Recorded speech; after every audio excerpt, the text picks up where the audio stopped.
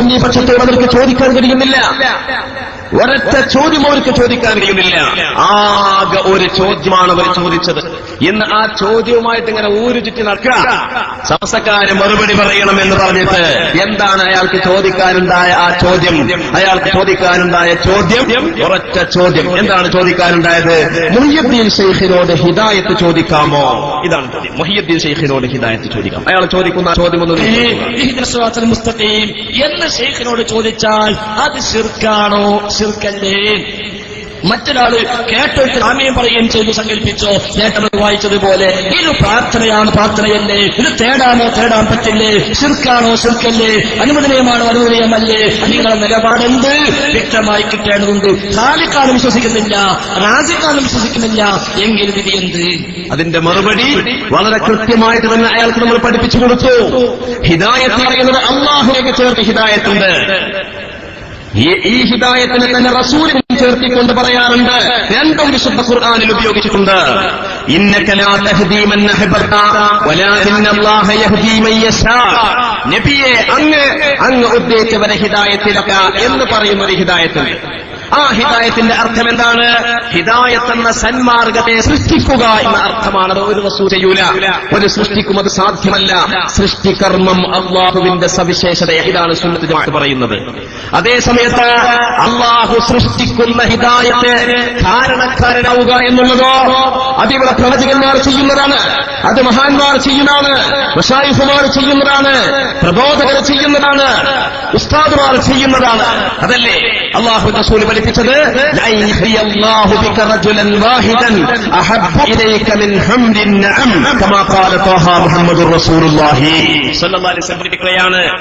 നീ കാരണം അള്ളാഹു ഒരു മനുഷ്യനെ ഹിദായത്താക്കുക എന്നുള്ളത് ഈ ദുനിയാ കിട്ടുന്നതിനേക്കാൾ നിനക്ക് ഉത്തമമാണ്.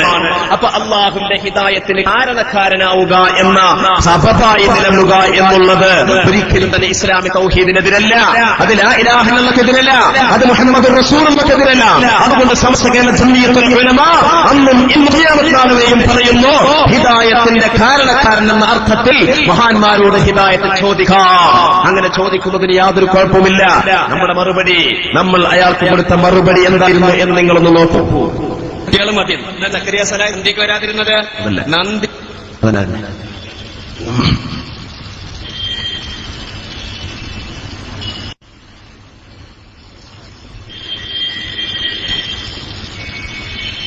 അദ്ദേഹത്തിന് കൊടുത്ത മറുപടി ഏതായിരുന്നു? വളരെ വ്യക്തമായിട്ട് തന്നെ മറുപടി പറഞ്ഞ ഹിദായത്ത് എന്ന് പറയുമ്പോ ഈയിടെ മുജാഹിദ് പ്രവർത്തകൻ ചോദിക്കുകയുണ്ടായി, ഒരു ഭാമകത്തിൽ ചോദിക്കുകയുണ്ടായി. ഹിദായത്ത് അള്ളാഹുവിനോട് മാത്രമേ ചോദിക്കാവൂ, കാരണം അത് വിശുദ്ധ ഖുർആനിലുള്ള പ്രാർത്ഥനയാണ്. അപ്പോൾ നമ്മൾ ചോദിച്ചു, ഇതാണ് ആ പ്രാർത്ഥന. സൂറത്തുൽ ഫാത്തിഹയിൽ ഇഹ്ദിനസ് സിറാത്തൽ മുസ്തഖീം എന്ന് പറഞ്ഞിട്ടുണ്ട്. ഇഹ്ദിനസ് സിറാത്തൽ മുസ്തഖീം, മുസ്തഖീമായ സിറാത്തിലേക്ക് ഞങ്ങളെ വഴി ചേർത്തണേ എന്ന് ഖുർആനിൽ അള്ളാഹുവിനോട് ദുആ ചെയ്യാൻ വേണ്ടി അള്ളാഹു പഠിപ്പിച്ച ദുആയാണ്. അതുകൊണ്ട് ഹിദായത്ത് സൃഷ്ടികളോട്, പ്രവാചകന്മാരോട്, ശൈഖുമാരോട്, അല്ലെങ്കിൽ ഉസ്താദുമാരോട്, അല്ലെങ്കിൽ പ്രബോധകന്മാരോട് ചോദിക്കാൻ പാടില്ല. എനിക്ക് സന്മാർഗം കാട്ടി തരണേ എന്ന് പറയാൻ പാടില്ല എന്നാണ് പറഞ്ഞത്. എന്നാൽ ഇത് വിശുദ്ധ ഖുർആനിന്റെ ആശയത്തിന് എതിരാണ്. അള്ളാഹു തആല വിശുദ്ധ ഖുർആനിൽ മറ്റൊരു സ്ഥലത്ത് പറയുകയാണ്. എന്താണ് പറയുന്നത്? നബിയെ അങ്ങ് മുസ്തഖീമായ സിറാത്തിലേക്ക് ആളുകളെ വലിച്ചേർക്കും നബിയെ. ഇത് വളരെ കൃത്യമായിട്ട് തന്നെ വിശുദ്ധ ഖുർആൻ തന്നെ പറയുകയാണ്. എന്താണ് പറയുന്നത്? നബിയെ ഇന്നക ലതഹ്ദീ ഇലാ സിറാത്തിൻ മുസ്തഖീം. നബിയെ അങ്ങ് മുസ്തഖീമായ സിറാത്തിലേക്ക് ഹിദായത്ത് കൊടുക്കും. അതിന്റെ അർത്ഥം എന്താണ്? അള്ളാഹു സൃഷ്ടിക്കുന്ന ഹിദായത്തിന് നബിയെ അങ്ങ് കാരണമാകുമെന്നാണ് അതിന്റെ അർത്ഥം. ഈ അർത്ഥപ്രകാരമുള്ള ഹിദായത്തോ അല്ലെങ്കിൽ മറ്റെന്തെങ്കിലും സഹാമോ ഏതെങ്കിലും ഒരു ശൈഖിനോടോ മുഹിയുദ്ദീനോടോ റസൂലിനോട് തന്നെയോ ചോദിക്കുന്നതിന് യാതൊരു വിരോധവുമില്ല. നിങ്ങൾ നോക്കൂ സഹോദരങ്ങളെ, ദാവൂദ് നബി അലൈഹിസ്സലാമിന്റെ അടുക്കൽ ഒരു സംഘം ആളുകൾ വന്നുകൊണ്ട് ദാവൂദ് നബി അലൈഹിസ്സലാമിനോട് പറയുകയാണ്. എന്താണ് പറയുന്നത്? വളരെ കൃത്യമായി പറയുകയാണ്. ദാവൂദ് നബി അലൈഹിസ്സലാമിനോട് പറയുകയാണ്,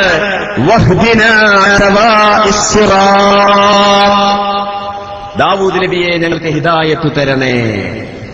ഇത് ഖുർആൻ പറഞ്ഞതല്ലേ?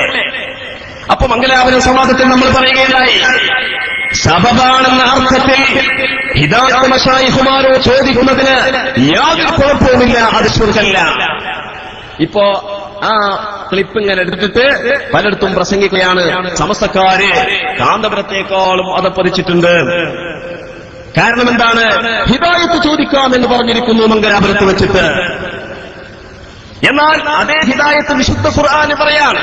ദാവൂദ് നബി ഇസ്ലാമിൽ ഒരു സംഘം ആളുകൾ വന്നുകൊണ്ട് പറയാണ്, വഹ്ദിനാ ഇലാ സവാഇസ് സിറാത്ത്, മുസ്തഖീമായ സിറാത്തിലേക്ക് ദാവൂദ് നബിയെ അങ്ങ് ഞങ്ങളെ ഹിദായത്താക്കണേ. ഇത് ശിർക്കായിരുന്നുവെങ്കിൽ ദാവൂദ് നബിയോട് ഇത് ആവശ്യപ്പെട്ട ആളുകളുടെ ചരിത്രം വിശുദ്ധ ഖുർആൻ നമ്മെ പഠിപ്പിക്കുമോ? വളരെ കൃത്യമായിട്ട് നമ്മൾ മനസ്സിലാക്കണം. മഹാനായ ഇബ്രാഹിം നബി അലൈഹിസ്സലാം തന്റെ പിതാവിനെ സന്മാർഗിലേക്ക് ക്ഷണിക്കുമ്പോൾ എങ്ങനെയാണ് ക്ഷണിച്ചത്? വിശുദ്ധ ഖുർആൻ പറയുകയാണ്, യാ അബത്തി, എന്റെ പിതാവേ, ഇന്നി ഖദ് ജാഅനി മിനൽ ഇൽമി മലം യഅതിക, എന്റെ പിതാവേ, അങ്ങേക്ക് വരാത്ത അറിവ് എനിക്ക് കിട്ടിയിരിക്കുന്നു. അതുകൊണ്ട് ഫത്തബിഇനി, എന്നെ പിൻപറ്റുക. എന്നാൽ അഹ്ദിക സിറാത്തൻ സദിയ, ചൊവ്വായ മാർഗത്തിലേക്ക് നിന്നെ ഞാൻ ഹിദായത്താക്കി തരാം. ആരാ പറയുന്നത്? ഇബ്രാഹിം നബിയാ പറയുന്നത്. അപ്പൊ വിശുദ്ധ ഖുർആനിൽ സൂറത്തുൽ ഫാത്തിഹ ഇഹ്ദിന സിറാത്ത പറഞ്ഞത് ഇനി ഹിദായത്ത് തരണേ എന്ന് പറഞ്ഞാൽ തെറ്റാണെന്ന് പറയാൻ പറ്റുമോ? അങ്ങനെ ഒരു നിയമം ഖുർആനിലല്ലേ? അതാ ഞാൻ പറഞ്ഞത്. വിശുദ്ധ ഖുർആനിന്റെ ആയത്തുകളിൽ ചിലതെടുക്കുന്നു, ചില തള്ളുന്നു. ഈ സ്വഭാവം എല്ലാ കാലത്തെയും ഈ പ്രസ്ഥാനക്കാർ കൈക്കൊണ്ട് നടക്കുന്ന സ്വഭാവമാണ്. നിങ്ങൾ നോക്കൂ, സൂറത്തുൽ ബഖറയിൽ അല്ലാഹു തആല പഠിപ്പിച്ചു തന്ന ഒരു പ്രാർത്ഥനയുണ്ട്. റബ്ബനാ ലാ തുആഖിദ്നാ ഇൻ നസീനാ, റബ്ബനാ ലാ തുആഖിദ്നാ ഇൻ നസീനാ. എന്താണ് അതിന്റെ അർത്ഥം? ഞങ്ങളുടെ റബ്ബേ, ഞങ്ങൾ മറവിയാൽ ഞങ്ങളെ ശിക്ഷിക്കരുതേ. എന്നാൽ ഇതേ പദം ഉപയോഗിച്ചുകൊണ്ട് മഹാനായ മൂസാ നബി അലൈഹിസ്സലാം ഖളിർ റളി അലൈഹിസ്സലാമിനോട് പറയുന്നു, ഖാല ലാ തുആഖിദ്നി ബിമാ നസീതു, ലാ തുആഖിദ്നാ ഇൻ നസീനാ, അല്ലാഹു പഠിപ്പിച്ച പ്രാർത്ഥന. എന്നാൽ ഖളിർ നബിയോട് മൂസാ നബി പറയുന്നു, ലാ തുആഖിദ്നി ബിമാ നസീതു, എന്റെ മറവിയുടെ പേരിൽ എന്നെ ശിക്ഷിക്കരുതേ. അത് ശിർക്കാണോ? വിശുദ്ധ ഖുർആനിൽ പറയുന്നു, മറ്റൊരു സാമ്പിൾ നിങ്ങൾ കാണുക, വഇദാ ഖുരിഅൽ ഖുർആൻ ഫസ്തഇദ് ബില്ലാഹ്, നിങ്ങൾ അഊദു ബില്ലാഹി മിനശ് ശൈത്താനിർ റജീം എന്ന് ചൊല്ലണം ഖുർആൻ പാരായണം ആരംഭിക്കുന്നതിന് മുമ്പ് എന്ന് വിശുദ്ധ ഖുർആൻ പഠിപ്പിക്കുകയാണ്.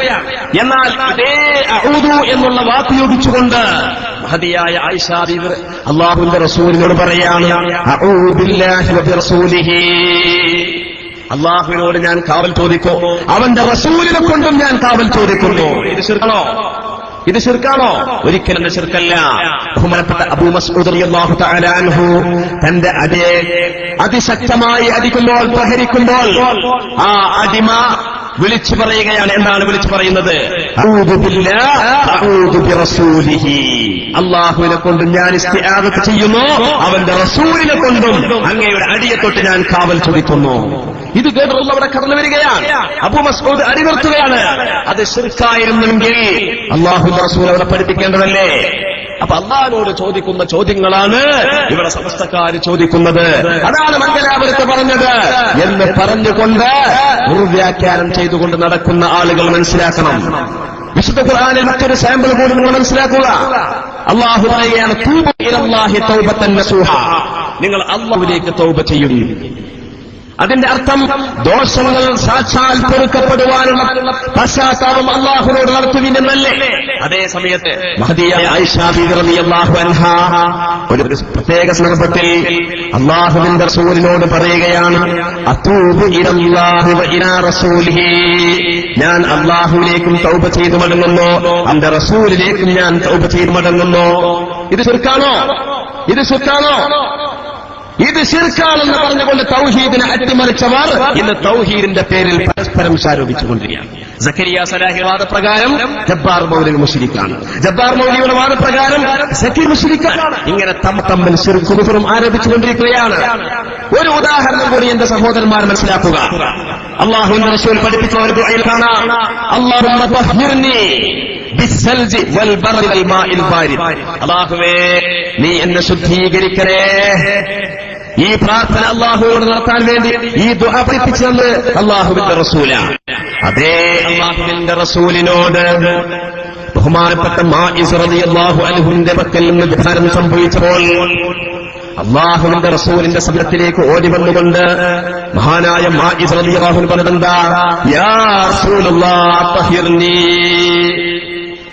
അല്ലാഹുമ്മ തഹിർനി എന്നുള്ള അതേ ദുആയിലുള്ള അല്ലാഹുമ്മ എന്ന പദം ഒഴിവാക്കിയിട്ട് യാ റസൂലല്ലാഹ് തഹിർനി, ഇങ്ങനെ മാഇസ് റളിയല്ലാഹു അൻഹു റസൂലോട് പറഞ്ഞു. അത് ശിർക്കാണെന്ന് റസൂൽ പറഞ്ഞോ? ഇല്ല. കാരണം അതിന്റെ അർത്ഥമെന്താണ്? അല്ലാഹുവിന്റെ ശുദ്ധീകരണത്തിന്റെ സൃഷ്ടിപ്പിന്റെ കാരണക്കാരനായി റസൂല് സബബാവുക എന്നുള്ള അർത്ഥം മാത്രമേ ഉള്ളൂ. ആ അർത്ഥത്തിലാകുമ്പോൾ അവര് ശിർക്ക് വരുന്നില്ല. അതാണ് സമസ്തകല ജംഇയ്യത്തുൽ ഉലമ പറയുന്നത്. ഈ തൗഹീദിനെ അട്ടിമറിച്ച, റിസാലത്തെ അട്ടിമറിച്ച മതനവീകരണ പ്രസ്ഥാനങ്ങളെ തള്ളിക്കളഞ്ഞുകൊണ്ട് യഥാർത്ഥ തൗഹീദ് നമ്മൾ ഉൾക്കൊള്ളണം. യഥാർത്ഥമായ റസൂലിന്റെ റിസാലത്തെ നമ്മൾ മനസ്സിലാക്കണം.